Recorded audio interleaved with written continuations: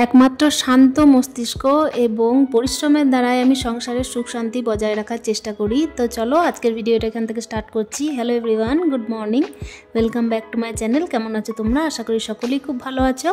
আর ব্লগের শুরুতে বড়দের চরণে প্রণাম, আর ছোটোদেরকে আমার অনেক অনেক ভালোবাসা।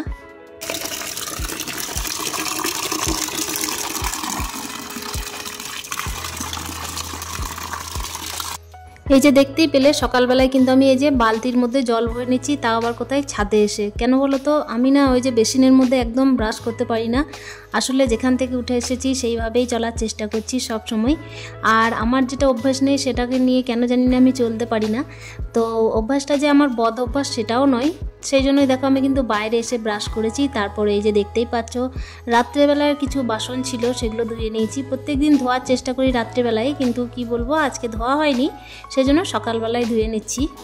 আজকের দিনটা হচ্ছে সেই দিন যেদিন কিন্তু আমাদের পুচকুসোনাটা হসপিটালে ভর্তি হবে সার্জারির জন্য। তো কি বলবো, মন মেজাজটা একদমই ভালো নেই, কিন্তু তবুও কিন্তু শান্ত মেজাজে আমরা চলার চেষ্টা করছি, সবাইকে নিয়ে চলার চেষ্টা করছি। আর পরিশ্রম তো আছেই, পরিশ্রম ছাড়া তো জীবনে সফলতা হয় না। আর যেখানেই পরিশ্রম সেখানেই কিন্তু সফলতা। আসলে এক্ষেত্রে সফলতা বলবো না, একটা বলতে পারো বিশাল বড় ঝড় পার করছি সবাই মিলে। আর এই ঝড়গুলোকে একসাথে পার না করলেও নয়, যেহেতু নিজের এলাকার মধ্যেও নয়, বাইরে আছি। তোমরা তো আগের ভিডিওতে দেখেছো আমরা কোথায় আছি। ব্যাঙ্গালোরের একটা এত বড় শহরে এসে ঠেক খেয়েছি। আসলে শান্ত মেজাজে সবাইকে নিয়ে চলার চেষ্টা না করলে আর পরিশ্রম না করলে তো যত বড় ঝড়টা আমরা এখানে সামলাতে এসেছি সেটা তো সামাল দেওয়া যাবে না। সেই জন্যই কিন্তু শান্ত মেজাজ আর পরিশ্রম, শান্ত মন, এসব দিয়েই সবাইকে নিয়ে চলে কিন্তু আজকের দিনটাকে পার করতেই হবে। সংসারে পরিশ্রম আর শান্ত মেজাজ, শান্ত মন, তার সাথে কিন্তু সুখ শান্তির অনেকটাই কানেকশন বলতে পারো। আর এসব জিনিসগুলো কিন্তু হাউসওয়াইফদের মধ্যে থাকেই থাকে। কিছু ক্ষেত্রে হয়তো থাকে না, তাদের কথা আমি বলছি না, কিন্তু আমরা কিন্তু অক্লান্ত পরিশ্রম করেই সংসারে সুখ শান্তি বজায় রাখার চেষ্টা করি। আর করতেও হয় সন্তানের ভালোর জন্য, পরিবারের সকলের ভালোর জন্য কিন্তু শান্ত মেজাজটা রাখাটা খুবই দরকার। সুখ শান্তি আর শান্ত মেজাজ ওই যে বললাম একে অপরের কিন্তু পরিপূরক। সেই জন্য দেখো সবাই মিলে একসাথে কিন্তু কষ্ট হলেও সময়ের সাথে অ্যাডজাস্ট করেই চলার চেষ্টা করছি। চেষ্টা করি প্রতি মুহূর্তে পরিবারের সকলকে ভালো রাখার, কিন্তু কোথাও যেন একটা খামতি থেকেই যাচ্ছে। এই যে বাড়ির সন্তানরা যদি ভালো না থাকে তাহলে কিন্তু মন মেজাজটা কোথায় গিয়ে যেন একটুখানি হলেও খারাপ হয়ে যায়। তো আজকে হচ্ছে পুচকুটার সার্জারি, এদিকে কিন্তু আমার সকালের যে আশিবাসি কাজগুলো ভাড়া বাড়িতে থাকে সেগুলো তো হয়েই গেল। আর যেহেতু ঘরের মধ্যেও এইভাবেই আমি পরিষ্কার করি সকালে উঠে গ্যাসটা, তারপর হচ্ছে এই যে বেসিনের জায়গাটা, সেহেতু এখানেও না সেভাবে না করলে পারছি না।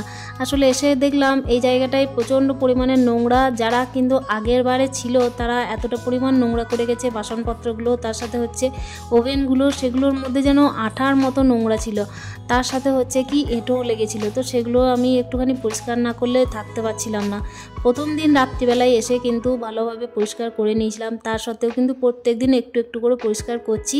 কেন জানি না, থাকতে গেলে কিন্তু একটু নিজের মতো করে জায়গাটাকে মানিয়ে গুছিয়ে না নিতে পারলে, প্লাস হচ্ছে পরিষ্কার করে না রাখলে মন মেজাজ একদম ভালো লাগছে না, আর থাকতেও ভালো লাগছে না। যদিও এখানে রুমটা খুবই ভালো, রুম ভালো, সার্ভিস ভালো, সমস্ত কিছুই ভালো, তবুও কেন জানি না আগের জন তো ব্যবহার করেছে, সেই জন্যই কিন্তু মনে হচ্ছে যে কোথাও গিয়ে যেন আমি নিজের মতো করে পাচ্ছি না, নিজের মতো করে, সেই জন্যই কিন্তু করে নেওয়ার চেষ্টা করছি। এটা হচ্ছে ভাড়ার বাড়ি, কিন্তু সবাইকে যখন সঙ্গে করে এনেছি তখন সংসারটা তো নিজের, সংসারের মানুষগুলো যখন আছে তখন সংসারটাও যেন এখানে উঠে এসেছে। এদিকে সবাই নিজের নিজেরভাবে ফ্রেশ হচ্ছে, বাথরুম গেছে। তো বাথরুম ছাড়ার মাঝে কিন্তু আমি এই যে দেখতেই পাচ্ছ এক কাপ চা নিয়ে নিয়েছি ডিসপোজার কাপে। তার সাথে কি করছি, বিছানাগুলোকে গুটিয়ে নিচ্ছি একটা একটা করে। আর ওখানে দেখতেই পাচ্ছ আমার ছেলে কিন্তু এখনও পর্যন্ত ওঠেনি, সবাই উঠে পড়েছে, আমার ছেলে এখনও পর্যন্ত ওঠেনি। ওর স্বভাব হচ্ছে সারাদিনের পর তো একবার শোই, ওই জন্য এখনও পর্যন্ত কিন্তু ঘুম থেকে আমি তুলিনি। আসলে ব্যাপার হচ্ছে আমার সাথে সাথে কিন্তু ছেলেরও প্রচণ্ড পরিমাণের হায়রানি হচ্ছে, সেই জন্য কিন্তু ওকে আমি ভাবছি যে ওর ড্যাডির সঙ্গে আর কি পাঠিয়ে দেবো বাড়ি। আর আমার হাজব্যান্ডেরও আর সম্ভব হবে না থাকার, সেই জন্য কিন্তু আজকে সার্জারির পরেই কিন্তু আমার হাজব্যান্ড চলে যাবে কালকে, উপায় নেই, সেই জন্য কিন্তু ছেলেকেও আমি পাঠিয়ে দেবো, যেহেতু ওর স্কুলটা কামাই হবে। এদিকে আমি মনটা শান্তি রাখতে পারবো না যদি ছেলের স্কুলটা কামাই হয়। শান্ত মেজাজ না থাকলে এদিকটা সামলানো খুবই কঠিন হয়ে দাঁড়াবে, কেন কি চারিদিকটা সামাল দিয়ে আমার মেজাজটা শান্ত রাখার জন্য কিন্তু অনেকটাই রিল্যাক্সেশন দরকার। তো রিল্যাক্সেশন তখনই হবে যখন ছেলে পড়াশুনোটা স্কুলে গিয়ে ঠিকঠাকভাবে করবে। বইপত্র সমস্ত কিছুই গুছিয়ে নিয়ে চলে এসেছিলাম ব্যাগের মধ্যে, কিন্তু আমি কোনো রকমের সময় বের করতে পারছি না ছেলেটাকে একটু ভালোভাবে পড়ানোর জন্য। সেজন্যই ভাবছি যে অনেক দিন তো থাকতে হতে পারে, 2 সপ্তাহ থেকে 3 সপ্তাহ হয়তো থাকতে হতে পারে। সেখানে ছেলের কিন্তু অনেকটাই কামাই হয়ে যাবে স্কুলটা, সেহেতু কিন্তু আমার হাজব্যান্ডের সাথেই ওকে পাঠিয়ে দেবো। আর আমার হাজব্যান্ড ওকে একদম বাড়ি পৌঁছে তারপর কিন্তু কাজে জয়েন করবে। এদিকে দেখতেই পাচ্ছ, তোমাদের সাথে গল্প করতে করতে আমি কিন্তু ঘরটা পরিষ্কার করে নিলাম, একদম ঝাঁটটার দিয়ে একদম পরিষ্কার পরিচ্ছন্ন করে নিলাম।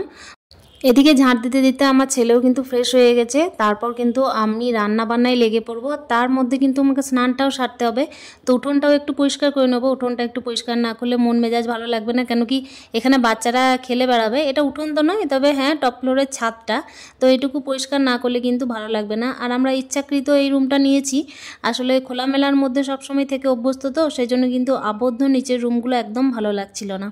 তো এখানে দেখতেই পাচ্ছ আমার স্নান হয়ে গেছে, তারপর আমি কিন্তু চলে এসেছি রান্না করতে। ওদিকে তো ভাতটা বসিয়ে দিয়েছি, আর এখানে করে নেবো মুগের ডাল। এগুলো সমস্ত কিছুই আমরা ঘর থেকেই নিয়ে এসেছি। একটা সংসারে খাবার জোগানোর জন্য যতটা পরিমাণ দরকার হয় ততটা পরিমাণ কিন্তু আমরা নিয়ে এসেছি 1 সপ্তাহের জন্য। তো যদি এর বেশি থাকতে হয় তাহলে তো কিনতেই হবে। আর ডালটা মোটামুটি হয়ে যাবে, কিন্তু অন্য সামগ্রীগুলো আমাদের মনে হচ্ছে হবে না।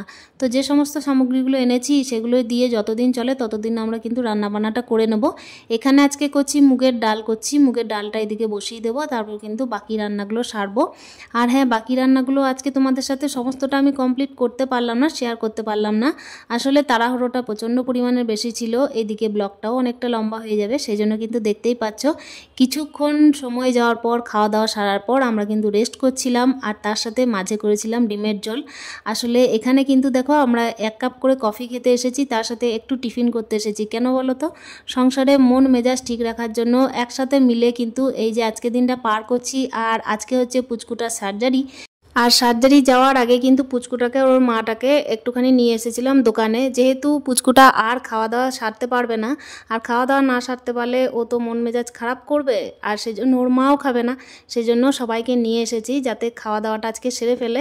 আর পুচকুটা যেহেতু রাত্রে থেকে আর খাবে না, সেহেতু ওর মা খাবে না, সেই জন্যই কিন্তু মন মেজাজ শান্ত মেজাজে এসে দেখতেই পাচ্ছে এখানে সবাই মিলে একটুখানি টিফিন করছি।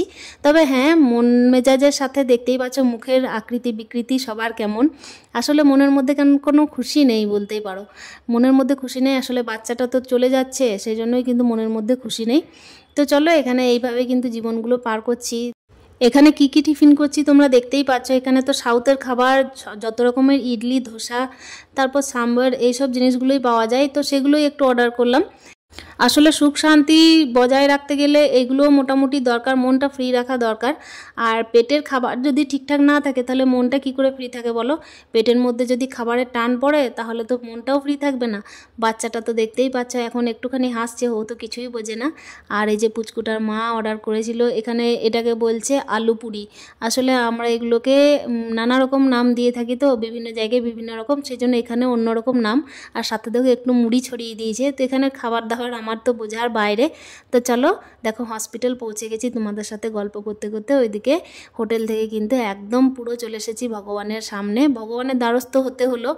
আর ভগবানের কাছে প্রার্থনা করছি যেন সার্জারিটা খুব ভালোভাবে কমপ্লিট হয়, খুব সাকসেস হয়। তো তোমাদের আশীর্বাদটাও কিন্তু খুব খুব খুব দরকার। তোমরা প্রত্যেকে আশীর্বাদ করছো, আরও বেশি করে যেন আশীর্বাদ করো, ভগবানের কাছে প্রার্থনা করো। সার্জারিটা অনেকটাই বড়, এত ছোট বয়সে এত রকমের রোগ জ্বালা নিয়ে এসেছে, তার জন্য কিন্তু মনটা প্রত্যেকের খারাপ, কিন্তু কিছু করার নেই। ওই যে বললাম, শান্ত মেজাজ আর শান্তি, তার সাথে হচ্ছে পরিশ্রম, এইসব কিছু নিয়েই কিন্তু এই যে চলে এসেছি বাচ্চাটাকে অ্যাডমিট করতে। তার সাথে কি বলবো, সংসারের কিন্তু অনেকগুলো সঞ্চয়ের টাকাও কিন্তু সঙ্গে ব্যয় করতে হচ্ছে। তো এগুলো তো এক সাইডের ব্যাপার, যেন সুস্থ থাকে বাচ্চা, এটাই কামনা করি। আর বাড়ি এসে দেখো রাত্রে রান্নাটা সেরে নিচ্ছি শুধুমাত্র আমাদের জন্য।